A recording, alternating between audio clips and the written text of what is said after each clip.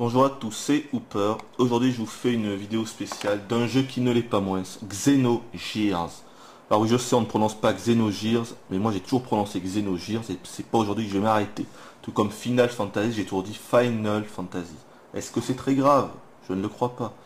C'est sorti en 1998, développé par Squaresoft, bien évidemment les spécialistes du genre, sorti durant l'âge d'or des RPG. Pour moi, l'âge d'or des RPG, c'est entre 92 et 99. Parce qu'à cette époque-là, que ce soit sur Super NES ou PlayStation, chaque RPG de Squaresoft était un hit. Chaque RPG de Squaresoft était un monument à lui seul. Et c'est que de nos jours, on ne voit plus des RPG de cette trempe. En tout cas, moi, je ne pense pas. Alors là, déjà, avec cette première citation tirée de la Bible, là, I'm Alpha and Omega, the beginning and the end, the first and the last, vous pouvez avoir une première idée, une première approche de ce que va être le futur scénario de Xenogears. Parce que Xenogears, c'est avant tout, avant d'être un jeu, c'est d'abord un scénario. Un scénario de Tetsuya Takahashi. C'est lui le maître à penser. C'est lui qui a vraiment réalisé, qui a pensé le script, les dialogues immenses. Il y a énormément de dialogues dans le jeu, beaucoup plus que dans un RPG traditionnel. Voilà, le scénario pour moi, c'est 40% du jeu, vraiment. Et je dirais que les 40 autres pourcents, c'est l'OST du jeu, c'est-à-dire la musique, qui est juste pharaonique, de Yasunori Mitsuda. Je vous en avais déjà parlé dans la vidéo de Chrono Trigger. Et après, il y a tout le reste. C'est vrai qu'également, pour également citer quand même la psychologie de la plupart des personnages du jeu, qui est très travaillée, plus que dans bon nombre de RPG, même des RPG qui sortent de nos jours. Faut être clair avec ça. Alors, je vais dézoomer. Voilà. On va baisser un peu la caméra. Alors, ce que vous voyez là, c'est l'introduction du jeu. Je ne pense pas que je vais vous raconter le scénario du jeu. D'abord parce que j'ai pas envie de spoiler. Ensuite parce que c'est très compliqué de raconter le scénario de Xenogears comme ça dans une petite vidéo. Je pense même que c'est impossible. En tout cas moi je ne m'en sens pas capable. Moi je ne peux pas le faire. Donc voilà, je ne pense pas vous raconter le scénario. Peut-être éventuellement je vous raconterai le contexte dans lequel se passe le jeu, mais c'est tout. Alors si je me sers du vidéoprojecteur, c'est parce que j'ai pas mal de petites choses à vous montrer. À commencer par le guide officiel, stratégie guide de Xenogears, donc bien sûr uniquement sorti aux US, puisque le jeu n'est jamais sorti en Europe, il faut le rappeler. Malheureusement, comme beaucoup d'autres jeux excellents de l'époque, il n'est pas sorti en Europe, uniquement aux US et au Japon.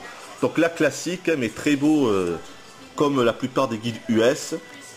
Donc ça nous explique la solution du jeu, les boss, les quelques quêtes annexes, tout ça. Autre chose, et là je pense que tous les fans connaissent ceci, bien sûr, Xenogears Perfect Works, c'est-à-dire le artbook officiel, The Real Thing, avec Ellie en première page, assez excellentissime. Alors là, il est énorme ce bouquet parce qu'on apprend beaucoup de choses. Malheureusement, il est en jap, mais il existe des traductions anglaises sur le net. Il y a énormément de dessins, énormément de croquis, regardez là les Gears, énormément de dessins, croquis, je pense que c'est Welt Hall là d'ailleurs, je suis pas sûr. Rien que pour les schémas, les dessins, les croquis, et là on a Faye en gros plan. C'est le héros du jeu. Hein. Voilà, ici je pense que ça doit être ses ancêtres, je pense. Mais je n'en dirai pas plus sur le scénario, vraiment j'ai pas du tout envie de vous spoiler. Ellie, un autre des personnages très importants du jeu. Alors sérieusement c'est un bon bouquin avec énormément d'illustrations, toutes plus belles les unes que les autres. Regardez-moi celle-là. Alors là c'est Ellie, enfin Ellie je me comprends. C'est le portrait on va dire d'Ellie. Magnifique, qui a une très très grande signification dans le jeu. Et voilà, je ne vais pas non plus tout vous montrer. Alors bien sûr, la jaquette du jeu, à droite la version US, à gauche la version Jap. Comme d'habitude, la version Jap est quand même un peu plus classe que la version US. Alors évidemment, je vous montre le seul exemplaire de Xenogears que j'ai qui n'a pas le CD. Même au niveau du CD, je trouve quand même que la version Jap a plus de classe, plus de style. Mais bon, c'est un avis. Je fais tomber la notice. Voilà. Oui, parce que alors je voudrais pas me la péter, mais c'est vrai que Xenogears, un peu comme Chrono Trigger, mais je l'ai 4 fois ce jeu. Voilà. 1, 2, 3, et hop, 4. Bon, voilà, je l'ai 4 fois en version US, même celle-là que je n'ai jamais déballée. Hein. C'est vraiment pour vous montrer, Xenogears n'est pas mon RPG préféré, mais il a vraiment une place à part pour moi, parce qu'il y a tellement d'émotions dans ce jeu. Son scénario est tellement gigantesque, énormissime, et il y a tellement d'émotions. Que vraiment, surtout grâce à l'OST que je vous montre de suite, voilà l'OST donc du jeu par Yasunori Mitsuda, tellement d'émotions dans cette OST, vraiment, une quarantaine de pistes dans le CD, 45, dont 2 chansons chantées, rien que pour ces 2 chansons chantées, surtout le ending theme, Stars, je sais plus, Stars of Tear peut-être, non, je me souviens plus. Non, Small of Two Piece, voilà, il est marqué là, Small of Two Piece. Rien que pour cette chanson, ça vaut le coup de prendre cette OST. Alors, il y a un truc qui m'énervait, c'est que pour FF8, tout le monde parlait du ending de la chanson de FF8 et personne ne parlait des deux chansons de Xenogears, alors qu'elles sont juste bien plus belles à l'écoute et tout, et personne n'en parlait. C'est quand même assez triste. Autre chose à vous montrer, ceci, très important. Alors qu'est-ce que ceci? Bien, ceci est le script du jeu en français, qui était disponible sur internet, que quelqu'un avait traduit tout le jeu, tout le script de Xenogears sur internet, et moi j'ai tout imprimé. Donc 450 pages pour montrer l'ampleur du nombre de dialogues dans le jeu. Il y a beaucoup plus de dialogues dans ce jeu que dans les autres RPG, il faut le savoir. 450 pages de dialogue, quoi. Vous vous rendez compte? Parce que le jeu est très complexe à comprendre. Donc en fait, je l'avais fait une première fois à sa sortie en 98, et je pense que j'avais compris peut-être 20% du scénario. Alors c'est vrai que mon anglais n'est pas exceptionnel, j'ai un anglais correct mais sans plus, mais vraiment pour comprendre Xenogears, il faut vraiment bien parler l'anglais. Il y a des mots que vous ne verrez qu'une seule fois et uniquement dans Xenogears. Donc bon, attendez, je vais mettre New Game, histoire de vous montrer la musique du prélude. Voilà, on va laisser comme ça pour l'instant. Ouais, le scénario de Xenogears, comment vous dire, c'est de loin le plus abouti, le plus profond, le plus mature, il est très adulte. Il y a beaucoup de philosophie, ça parle beaucoup de notre propre monde à nous, ça parle beaucoup de notre religion, de la mythologie. D'ailleurs, dans le jeu, il y a une organisation qui s'appelle l'Église, fait dans la version Jap, parce que la version US a été censurée comme par hasard. Ils ont transformé Église en ethos. Il faut dire que l'Église n'est pas vraiment épargnée dans ce jeu. Mais voilà, tout ça pour vous dire, il y a tellement de choses différentes. Ça parle du pouvoir absolu, ça parle de Dieu, ça parle beaucoup de Dieu. Mais en même temps, et c'est peut-être un des défauts du jeu, c'est qu'il est quand même vachement complexe. Le scénario est très complexe. Même moi, en ayant tout le script en français sur les genoux, quand j'ai refait le jeu en 2003, avec ses 450 pages sur les genoux, eh bien je n'ai pas compris tout le jeu. Voilà. Alors je suis peut-être un peu con, mais je vous le dis comme je le pense, je n'ai pas compris tout le jeu. J'ai dû comprendre 75% du jeu. Et franchement, je me demande même s'il y a quelqu'un qui a compris tout le jeu, tellement que c'est compliqué. Alors j'ai oublié de vous montrer ça, c'est la version collector du jeu, Square Millennium Collection. Square avait sorti sa Square Millennium Collection en 2000, je crois. Il y avait également Legend of Mana, Parasite Eve, Chrono Cross. Donc dedans, la boîte est grosse parce que dedans il y a une figurine. Voilà. C'était uniquement sorti au Japon. Alors je vous ai pas montré non plus une dernière chose.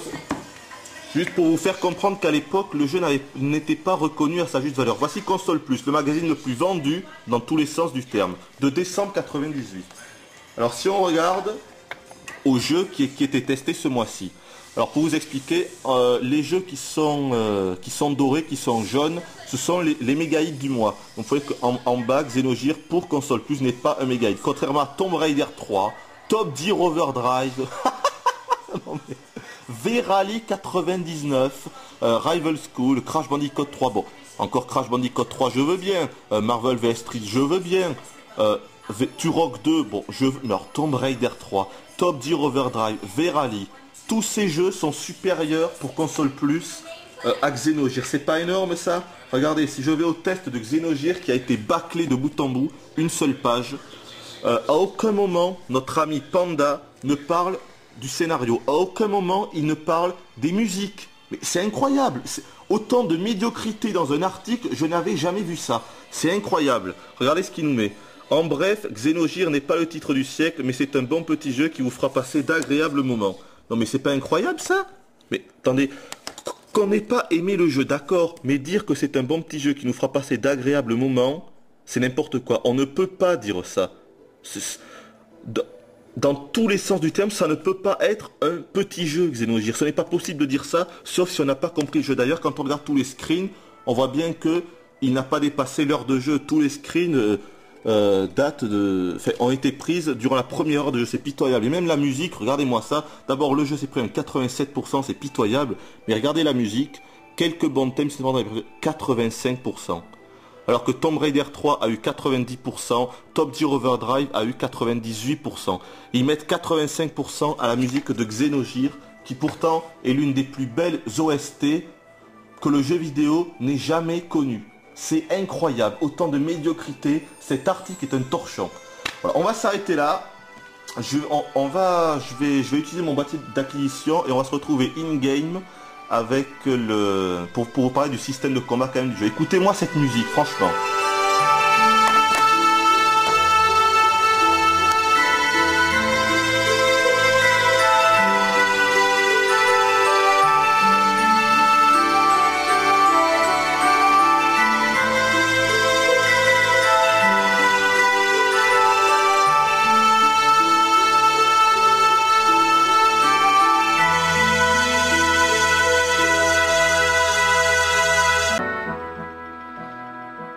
Voilà, donc on se retrouve in-game pour vous parler à la fois de la réalisation du jeu, mais aussi du système de combat qui est double. Vous verrez ça, puisqu'on peut se battre soit à pied, soit à dos de gears, c'est-à-dire de mecha, de robots. D'abord, la réalisation du jeu est en 3D, contrairement à FF7 ou 8 par exemple, c'est entièrement en 3D, donc forcément c'est un peu pixelisé, surtout dans les gros plans. Là, voilà, là par exemple, c'est un peu pixelisé, évidemment on est sur PlayStation, qui dit PlayStation, qui dit 3D, dit pixel, c'est un peu logique. Autre chose, on peut sauter. Alors ça, c'est pas commun dans les RPG, je dois dire. Donc on aura quelques petites phases comme ça de plateforme. C'est loin d'être le point fort du jeu, puisque la représentation, la perspective parfois n'est pas super bien rendue. Ça c'est vrai, surtout dans les donjons, et ça pourra parfois être un peu prise de tête. On va aller se mettre dans les maisons. D'ailleurs qu'il y a beaucoup de petits détails. Voilà par exemple, vous voyez. Je trouve qu'il y a beaucoup de petits détails, malgré comme ça que le jeu soit en 3D, ils ont réussi à faire, ça fourmille en fait de détails même, ouais, il y a beaucoup de petites choses partout. Encore une fois, on peut orienter la caméra comme on veut avec L et R, et je trouve ça assez excellent, je trouve vraiment ça excellent. Les personnages sont super charismatiques, et vous voyez, là donc, je dirige Faye, Citan et Bart, 3 des personnages principaux, et faut dire, de toute façon les personnages principaux, je vais vous dire, dans ce jeu, il doit y avoir une trentaine ou même une quarantaine de personnages très importants, c'est-à-dire qui ont vraiment une histoire qui leur sont propres, qui sont très travaillés. C'est vraiment très très rare dans un RPG de voir autant de personnages importants. Vraiment, moi c'est la première fois dans Xenogears que je vois autant de personnages avec vraiment une histoire propre, qui ont autant de psychologie en eux. C'est très étrange, que ce soit du côté des gentils ou des méchants. Alors le système de combat. Je vais essayer de vous en parler, mais je vous promets rien, c'est assez compliqué. Alors regardez en bas à gauche. Attendez, je vais d'abord attendre pour finir mon attaque avec Citan là. Magnifique combo, Festive Wind. Voilà, ça y est. Bon, il est forcément mort vu que là je suis à un des endroits du début du jeu. Voilà, donc là par exemple je vais prendre Faye. Regardez en bas à gauche, j'ai droit à 7 sur 7. J'ai droit à 7 points d'action. Si j'appuie avec la manette, si j'appuie sur le bouton, sur le triangle, ça va me prendre 1 point d'action. Si j'appuie sur le carré, 2 points d'action. Si j'appuie sur la croix, 3 points d'action. Et sur plus il y aura de points d'action, plus mon coup sera fort. En l'occurrence, si j'appuie sur le triangle, mon coup sera faible. Si j'appuie sur la croix, mon coup sera fort. Par exemple, je vais appuyer un coup sur la croix. Je lui mets un coup. Donc là déjà, je sais qu'il est mort, mais c'est pas grave. Ensuite, je peux enchaîner avec d'autres coups, puisque là j'ai utilisé 3 points sur mon monopole. Au départ j'avais 7 points, donc il me reste 4 points. Je peux en faire un coup du triangle et un autre coup de la croix, ce qui va déchaîner un Disc Blow, c'est-à-dire un combo. Et ces combos, on les apprend au fur et à mesure dans le jeu. C'est en fonction de notre level. Il faudra également en fait essayer beaucoup de Disc Blow différents pour réussir à les débloquer. Et en fait tout le jeu ça va être ça. On peut également se les garder pour faire plus tard des combos des combos dévastateurs en fait. Plusieurs Disc Blow en un seul coup. Par exemple quand on sait qu'un ennemi est faible, on va seulement lui mettre un petit coup. Après on appuie sur le rond pour annuler nos coups, donc il va nous rester 6 coups. Et donc en fait on aura en réserve 6 coups pour notre tour d'après. Et on peut comme ça économiser jusqu'à 28 points pour après déchaîner un combo, un super combo qui mettra 4 ou 5 ou 6 combos en un seul coup. Donc c'est assez énorme.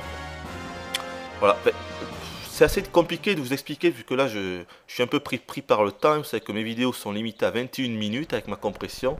Donc là il me reste plus que 7 minutes, donc je me dépêche. Hop hop, on va aller vers le bas, voilà par là. On va aller par là-bas. Alors là vous voyez, non trop tard, je suis encore... Oui parce que le système de jeu c'est comme FF, hein, c'est-à-dire que ce sont des combats aléatoires, les ennemis sont invisibles, que ce soit sur la map ou dans les donjons ou dans les zones comme ici. Les ennemis sont invisibles et toutes les 5-6 secondes, un combat aléatoire, comme dans les bons vieux FF. Donc, sinon, on peut également utiliser de la magie. Donc de la magie que l'on n'achète pas, on la prend au fur et à mesure des levels. On peut également se mettre en position de défense, donc pour diminuer les dégâts que l'on recevra au tour d'après, puisque le jeu utilise le système de l'Action Time Battle, c'est-à-dire une sorte de tour par tour amélioré. On peut tenter de s'échapper du combat, et on peut tenter, évidemment, on peut pas tenter, on peut utiliser un item pour se redonner généralement de la vie ou de la mana. Donc là, par exemple, je vais faire une autre attaque, je vais lui faire, je sais pas moi, qu'est-ce que je vais lui faire, 2 fois sur la croix, voilà, le Mio-Jetsu. Vous voyez qu'à chaque fois, ça donne des attaques assez stylées. C'est-à-dire que Citan se bat au sabre, Face, c'est un karatéka, il se bat à main nue, et Bart se bat avec un fouet, il me semble. Ou un lasso, je ne sais plus. Je vais lui faire, qu'est-ce que je vais faire comme attaque? Ça, allez hop. On va voir ce que ça donne. Boum, boum, boum. Oh, pas super joli celle-là, quoique. Voilà, c'est...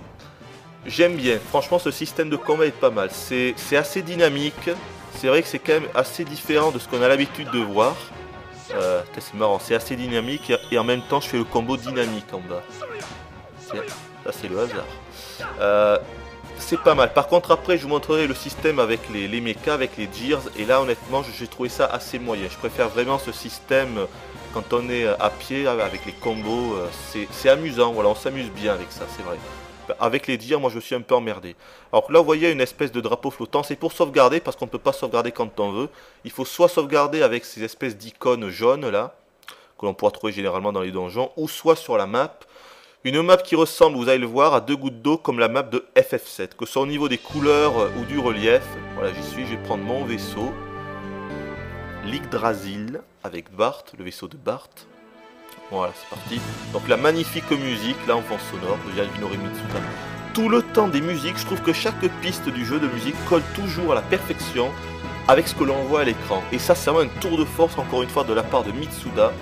Même si on avait l'habitude avec Chrono Trigger et Chrono Cross, mais là vraiment avec ce Xenogears, il nous a fait des pistes d'anthologie de bout en bout. Donc là, on est sur la map, il y a beaucoup de villes, il y a beaucoup de villages, beaucoup de donjons. Je vais aller vers le haut pour vous montrer quelques petits combats avec les Gears. Bon, on va s'arrêter là par exemple. Il va y avoir des ennemis assez forts sur cette petite île là. Voilà. Puisque à tout moment je peux choisir soit de me déplacer à Gears comme ça, soit de me déplacer à pied. Ça je peux le choisir dans les options. Donc voilà, je vais vous faire un petit coin. Parce que vous allez voir que les combats sont un peu différents avec les Gears. Voilà. Avec un petit peu de bol, j'aurai un ennemi qui se combat avec Gears. Ah, là, je suis pas sûr. Je sais pas, là, tiens, si c'est des ennemis qui se combattent à pied ou avec Gears, normalement. Je vais juste le savoir. Alors, comment ça se passe? Là, on n'a plus de points d'action. On va utiliser du fuel. Par exemple, là, je suis avec Citan. Alors, je peux toujours choisir une attaque faible ou forte, mais ça ne prend pas des points d'action, ça me prend du fuel. Par exemple, si je fais une attaque forte, ça va me prendre 30 fuel. Sur mon monopole de 1000. Vous voyez qu'en bas, j'avais 1000 fuel. Voilà. Ensuite, il faut également, ça dépend également de notre level d'attaque. Ça dépend. Ce qu'il faut savoir, c'est que la puissance d'attaque des combats en mecha, à Gears, dépend beaucoup du nombre de combos de 10 blocs qu'on a débloqués avec les personnages à pied. Voilà. C'est proportionnel en fait. Il faut le savoir. Donc là, par exemple, je suis avec Bard. J'ai utilisé une option spéciale de Bard. Voilà. L'attaque avec l'Yggdrasil. Vu que ça s'est bien foutu, c'est une sorte d'invocation en fait. Voilà. C'est le vaisseau de Bart qui va envoyer des missiles sur l'ennemi. Comme on fait. Boum. Ok, d'accord. 0 damage. Je sais pas du tout pourquoi ça l'a pas touché là au mammouth. Tiens, pourquoi ça l'a pas touché? J'en sais rien du tout. Donc voilà, là on est avec Fight. Alors, je vais faire une petite attaque. Je sais que je vais pas toucher. Et par exemple, là je fais une petite attaque. Je sais qu'au prochain tour. Par exemple, regardez, je vais me mettre... Non, non, pas échapper. Ah non, je voulais me mettre en défense et je m'ai échappé. C'est pas grave. Là, je savais qu'au prochain tour, j'allais passer au niveau d'attaque level 1. Et donc au level 1, on inflige plus de dégâts. On peut également faire des petits combos à partir du moment où on est au level 1. Si je ne fais pas de combo, si je choisis seulement de continuer à combattre, de faire juste un coup sain, je peux augmenter au level 2, puis au level 3, puis au level infini. À chaque fois, je ferai plus de dégâts. Mais là, c'est compliqué quoi, de vous expliquer ça. Là, je vais aller à l'intérieur de l'Yggdrasil pour vous montrer un peu. Et puis voilà, je vois que j'en suis presque rendu à la fin, donc qu'est-ce que je ne vous ai pas dit? Oui, je vous ai dit qu'il y a énormément de personnages importants dans le jeu, une trentaine, ça c'est très fort dans un RPG, c'est beaucoup plus que la norme des RPG, et ils sont tous très travaillés, beaucoup plus par exemple que les standards que sont par exemple Cloud ou Sephiroth de FF7, ils sont très travaillés, mais franchement ce n'est absolument rien comparé aux personnages de Xenogears. La psychologie des personnages de Xenogears est bien plus travaillée qu'un Cloud, qu'un Sephiroth ou même qu'un Squall de FF8. Il faut le comprendre, ça n'a rien à voir. Ce que je vous ai pas dit, il faut savoir que le deuxième CD a eu un petit problème dans le jeu, c'est-à-dire qu'il a été bâclé, si on peut dire, parce que notre ami qui s'appelle Tetsuya Takahashi, donc celui qui a créé le jeu, en fait il a dépassé le budget alloué au jeu. Et à l'époque, la grande production de Squaresoft c'était Final Fantasy VIII, surtout les scènes cinématiques de FF8 qui prenaient énormément de sous dans le budget, quoi, qui coûtait vachement cher. Et donc Square n'a pas voulu augmenter le budget de Xenogears, et donc ça donne un deuxième CD vraiment plus qu'étrange, où on va très peu jouer, où en fait l'histoire va nous être racontée. Voilà, on verra les personnages assis sur une chaise avec un halo de lumière les éclairant, et l'histoire nous sera racontée. C'est très étrange. Le deuxième CD, c'est un ovni, quoi. Ça vaut presque le coup d'être vu, d'être joué rien que pour le deuxième CD. C'est un ovni vidéoludique, très étrange. Heureusement, grâce aux musiques de Mitsuda, la pilule passe quand même un peu mieux. Mais c'est vrai que c'est dommage que l'histoire nous soit racontée et qu'on joue finalement très peu. On ne joue que pour les donjons ou les choses comme ça très importantes. Mais l'histoire nous est racontée. Bon, je vous ai à peu près tout dit sur Xenogears. Enfin, tout dit, non, il y a eu encore beaucoup de choses, mais je n'ai plus de temps. Là, on est dans le hangar du vaisseau de Bart, l'Yggdrasil, et vous voyez tous les Gears qui sont là pour les réparations. Ça, c'est vachement bien foutu. On va s'arrêter là.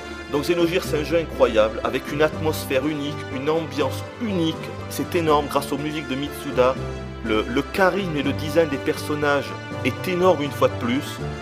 Voilà, mais c'est vrai que le jeu, les donjons sont assez moyens. J'ai trouvé qu'il y a beaucoup de donjons qui ne sont en réalité que des couloirs où on combat des ennemis, c'est très moyen. Le deuxième CD est bâclé. Voilà, ça c'est dommage, mais le jeu est tellement énorme, le scénario, le script est tellement énorme, les dialogues sont tellement immenses, et il y a tellement de personnages importants et de personnages intéressants dans ce jeu, que passer à côté de Xenogears, ça serait une hérésie. Allez, je vous dis bye bye et à la prochaine.